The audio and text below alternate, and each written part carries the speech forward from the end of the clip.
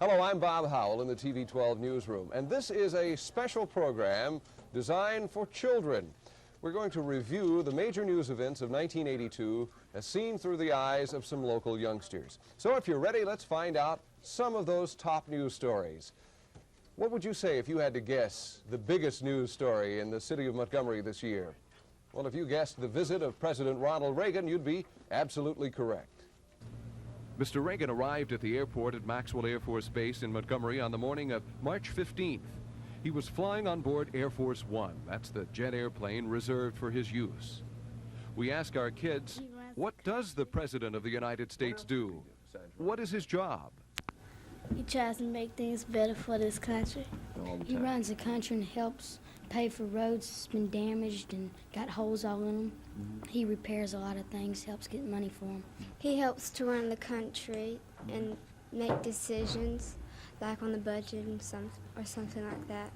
He controls the U.S. and vetoes different items that he does not like. And well, he'd probably be busy doing things like signing some papers, stuff like that. he flies around to different places and talks to different people. He's running the country, and he's doing a good job as far as I can see. Well, the president is kind of the leader of the nation. He makes all the decisions about war, and he's the head of all the military and all. He signs the bills before they can make law, and if he doesn't like them and all, he vetoes them and all that.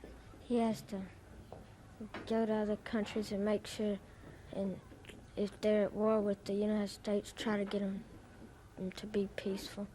Make up speeches, and make travel plans and all. Well, he vetoes laws and goes around to other countries and helps them when they're not as strong as America to defend themselves against places like Russia.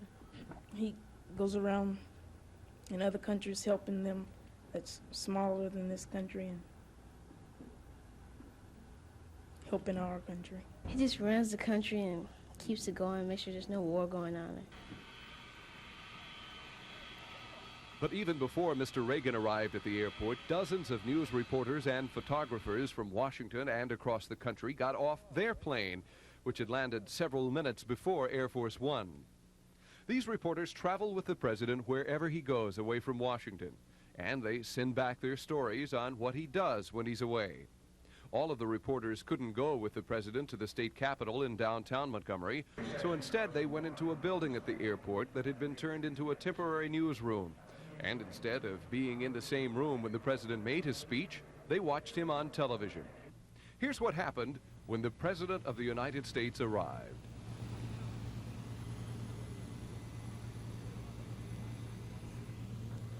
All right, you can see the President, Bob, waving to the crowd now as he is leaving Air Force One. And from here, we're not real sure what's going to happen. We know he's going to the state capitol. How long his stay will be here and if he will say anything to reporters is still up in the air. We were told that he would not make a statement for the press, that he would meet the dignitaries, Mayor Farmer, who of course is a staunch Republican, and Governor Bob James and Alabama's First Lady will greet the President.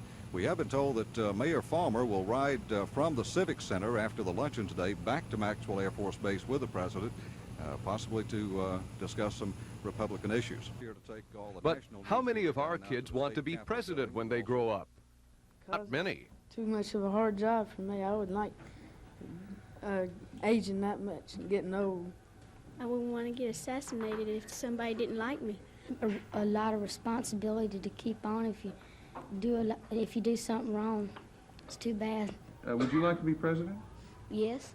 Why? It'd be very exciting to be president and be able to veto and travel around the world. I'd like to be president because a woman's never been president, and I wouldn't like to do all the work, though. Oh, sir. Why not? Because I think everybody blaming stuff on you because everybody want everything done that way, and if you don't do it that way, they'll probably be mad or something. I think it's too much of a job, and do all that studying and get old and everything. Don't have anything else to do. After the president left the airport and drove to downtown Montgomery, he met with the members of the legislature. Here's some of what the president told the men and women who serve in the House and Senate.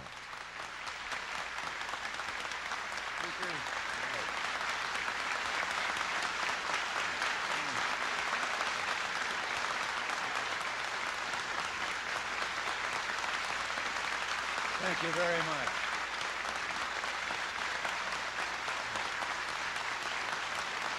Thank you.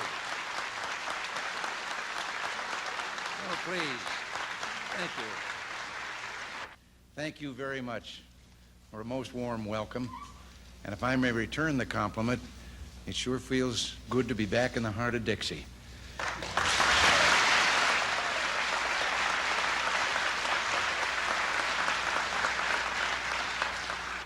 Alabama has a serious unemployment problem. But I'm sure you believe the future is yours to shape, not just endure. The growth plan you're now implementing will pay tremendous dividends in the months and years ahead. Our administration can help, and we pledge to be your partner. I have great respect for your Governor Fob James, your mayors, your councilmen, your county commissioners, other local officials, and courageous members of this legislature who stand willing and able to accept their rightful responsibilities. We'll work together and build for the future. Our commitment to strengthen our defenses, increase spending on NASA-related projects, complete the Tennessee-Tom Bigby Waterway, and move ahead with enterprise zones.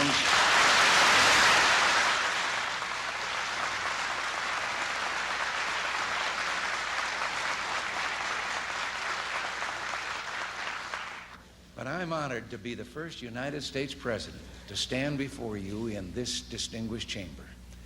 If I may, I'd like to use this historic occasion to make a request of all those who lack faith in the American people. Come to Alabama.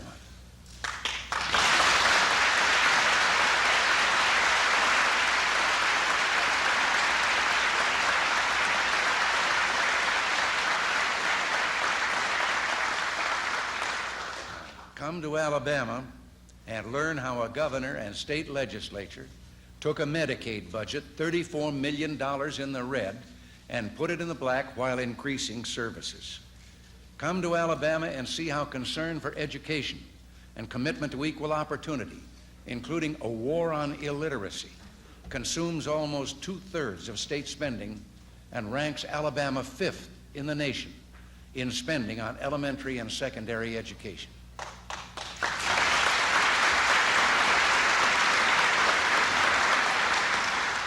Come and see how Alabama will take the nearly $450 million it received from leasing public lands and invest it in a super trust fund for the future. And the principal will not be touched. Then a general obligation bond issue is forthcoming to build roads, bridges, schools, and prisons, eventually creating an estimated 100,000 jobs. I think I understand now what Jeremiah Denton meant when he said, Mr. President, Alabama is the best kept secret in the world. You're not. A little later in the year, President Reagan's wife, Nancy, the First Lady, came to Montgomery. She was here to take part in a drug abuse conference. What about Mrs. Reagan? What does she do in Washington? She helps make decisions and plan things, plan visits and parties. Well, she helps to make decisions with President Reagan because sometimes it can be a bit hard on him making all those decisions. She's a nice person. She helps with charities and all that stuff. Flies around with him and rides with him in parades and all this stuff. She travels around, like she came to Montgomery about a month ago and all, to make a speech about drugs and all. And she kind of helps him along sometimes, and other times she likes to just go out and make speeches by herself. When Mrs. Reagan arrived at the Montgomery Civic Center, everyone in the room applauded. It was very special to have the First Lady of the United States in Montgomery. There were lots of youngsters in the audience, too. They presented skits that told the story of how bad illegal drugs can be, especially when kids get mixed up with them. But Mrs. Reagan told the boys and girls that she feels like there are a lot of young people who are saying no to people who want them to use those bad drugs. Before I say anything, I'd like to commend Governor James for calling this conference, first of its kind in Alabama. And I'd also like to compliment Mayor Fulmer for his battle here in Montgomery against the drug epidemic, which, as he says, is nationwide. As I was thinking over what to say to you here today, I remembered that Helen Keller grew up in Alabama. Here was a girl whose young life was a void of silence and darkness, a void most of us can't even comprehend. Yet there are children in this state who are just as removed from the world, except that the void is inside of them. Drugs have killed their hope, their promise, their spirit, their love. Drugs has turned them against their friends, their families, and toward a world of pain and isolation, though they may not realize it at the time. This conference is about preventing that darkness from enveloping any more of our children. When we come back, we'll blast off into Earth orbit on our next story. Hang on, because here we go. Throttling engines down to 65% now as programmed. 36 seconds. Plot board status looks good. Mission control.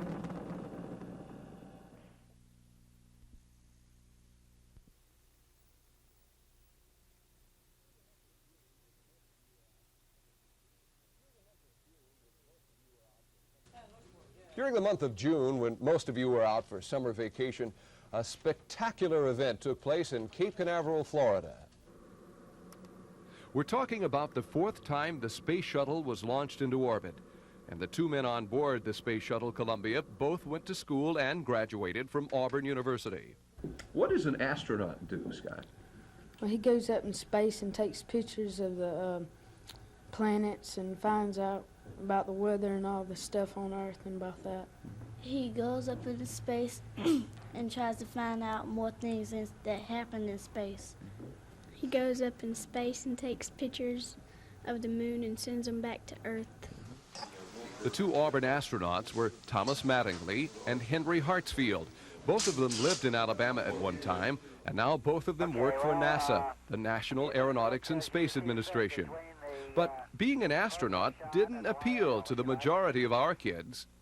They float around in space, and I just don't get a real thrill about floating around in space. Would you like to be an astronaut? Yes, that'd be very exciting, being able to float around and do experiments and different stuff like that. I'd like to see if there's any green people on planets or anything. I'm not planning on it, but I would like to be one. Wouldn't mind flying on there anyway, huh? I like computers and all. Yeah.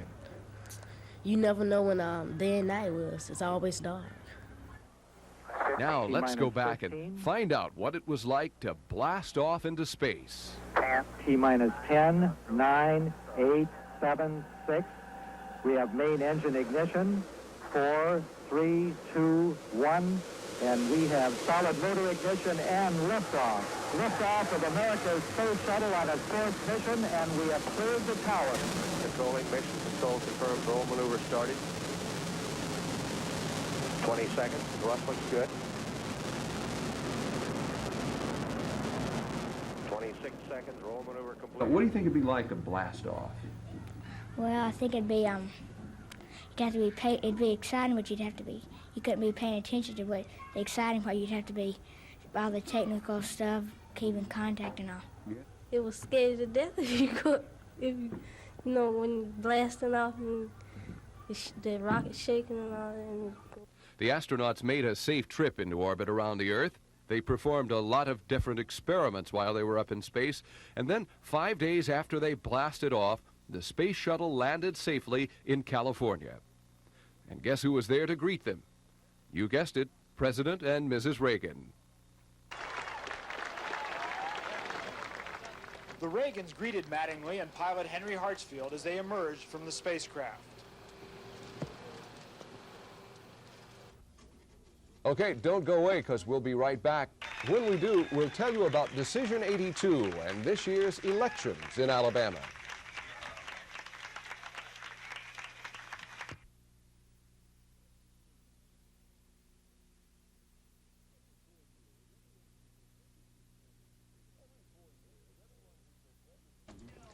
Every 4 years, everyone who's a registered voter in the state of Alabama can go to the polls and select the men and women to serve them in state government. This year, we elected all of the members of the House and Senate. That's the legislature in the state of Alabama, as well as the constitutional officers. Those are the jobs that are outlined in the Constitution of the state of Alabama. We elected a governor, a lieutenant governor, a state auditor, a state treasurer, a commissioner of agriculture and industries, a secretary of state, and an attorney general. Lots of people went to the polls. Those are the places where you go in the voting machines or voting booths to choose the men and women you want to serve you in office for the next 4 years. And our kids believe it's important to vote. If you don't vote, you don't care who it is. And like if you didn't vote, you'd probably get somebody who would probably do all the bad stuff and all this. And if you voted, he'd probably do stuff to help you and your community. Mm-hmm. I think people should vote because maybe like half people would vote for one person and the other half would vote for another, and it might be up to you to decide who gets it. So I think that's important. If you don't vote, it's like you don't really care who's governor, and something bad could happen. Because somebody might want to have another president instead of a certain president. And if they vote, they have more percentage in voting, they will get that person whoever they want if a lot of people vote for them. They're important because if you didn't vote and somebody got in the office that you didn't want to get in, you'd be mad, and it's your fault because you didn't vote. The first time people voted was back on September 7th. That was called the primary. After the primary, there were 2 candidates left in the race for governor on the Democratic ticket, former Governor George Wallace and Lieutenant Governor George McMillan. There were also 2 candidates in several other races on the Democratic Party ticket. The second time the people voted was called a runoff. That's when they had to choose one of the 2 men in each of the races. The voters selected George Wallace to run for governor as the Democratic Party nominee. But then the people had to vote again, this time on November 2nd. This was called the general election. That's where the Democrats run against the Republicans as well as other parties. Mr. Wallace had to run against a very strong Republican Party candidate, Montgomery's Mayor Emory Falmer. Both Mr. Falmer and Mr. Wallace had gone out and talked with people all across the state and had spent hundreds of thousands of dollars advertising on radio, television, and in the newspapers, asking people to vote for them. But when all the votes were counted, it was George Wallace, the Democratic Party nominee, who won the election as governor. I want to congratulate my opponent and tell Mayor Falmer that he ran a splendid race. He's a very formidable opponent. And I would like for those that supported him to now join us in helping to bring and build a better Alabama. But would our kids like to be politicians? Most said no. Would you like to be a politician? Yes, sir. Okay. Why would you like to be a politician? Because I'd like to run things and getting all this. Sounds like fun, huh? Yes. We'll be right back with more of a kid's view of '82. And when we do, we'll watch highlights of one of the football games people will be talking about for a long time.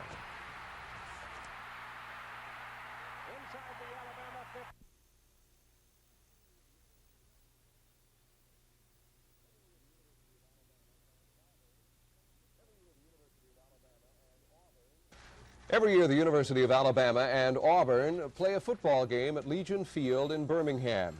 It's usually the biggest game of the year for both schools. This year, the Auburn Tigers won 23-22. That's the first time they've won in 10 years. Randy Campbell passed Auburn to the 9. Mike Edwards on the reception. And then the junior quarterback ran it in. Auburn 14, Alabama 10. A bit of scrambling by Walter Lewis put Alabama in field goal range just before the half. Peter Kim came along and kicked the 33-yard field goal as the half ended, cutting Auburn's lead to just a point, 14-13. Alabama came out and drove for a score to open the second half. Paul Carruth going the final 8 on the pitch. Alabama dominated the third quarter. Lewis again mixing the pass and the run. Most of the heavy running yardage by fullback Ricky Moore, who was finally stopped, though, at the 4-yard line. On 4th and goal at the 1, Bear Bryant elected to kick the field goal to take an 8-point lead. The momentum finally swung with 11 minutes left in the game. Auburn, running surprisingly out of the I formation, got Bo Jackson loose down the sidelines. Jeremiah Castillo chased him out at the 12. On 4th and 3 at the 5, Auburn elected to take the field goal, cutting the lead to 5. Alabama 22, Auburn 17. The Auburn defense began to assert itself finally. Auburn got the ball with 7 minutes to go. Campbell directing a 16-play drive. Castile intercepted to the Auburn 46, but was called for pass interference just before the interception. Finally, Bo Jackson on 4th and goal at the half-yard line leaped into the end zone. Auburn was up by a point, but the game was far from over. Lewis brought his team upfield, but Bob Harris intercepted, stopping the drive with 1:45 left. Auburn needed a yard for a game-winning first down, but Jackson lost the ball on the leap. Lewis again began to move toward that winning field goal, but a strong Auburn rush forced him to throw the ball away. On 4th down and long, the Tide comeback fell short on this harmless throw. Auburn had finally ended the 9-year drought. Auburn fans went berserk. They tore the goalpost down. The team finally returned to the field. 9 years of frustration vented. Toomer's Corner came to Legion Field for a little while. Well, I didn't like that because I'm an Alabama fan myself, and Alabama's won for a decade and had to lose that time. I didn't like that. I liked it. Victory. And they got lucky. I loved it. It's horrible. War Eagle, I loved it all the way. I was there and it was real fun to be there. I liked it. I think that was the worst game that's ever been played. I think that Alabama could have won, but they didn't. I think Auburn should have won this time, since Alabama's won so many times. Auburn won, and I like that. I'm glad they won, and they're going to beat them next year with Bear Bryant or without him. Why did Auburn win? What did they do better than Alabama? They have better running backs than Alabama does. They just didn't try, I guess. They laid off in the 4th quarter. I just think that Alabama thought that going out there thinking that it was going to win so much that Auburn just went on and won. Well, that's our Kids View of 82, a program designed especially for all of you youngsters out there. We hope that you've enjoyed tonight's program and that you'll continue to watch the news every day to find out the important things that are going on in the world around you. So until 1983, when we take a kid's view of the major news stories of that year, I'm Bob Howell. Thank you for watching.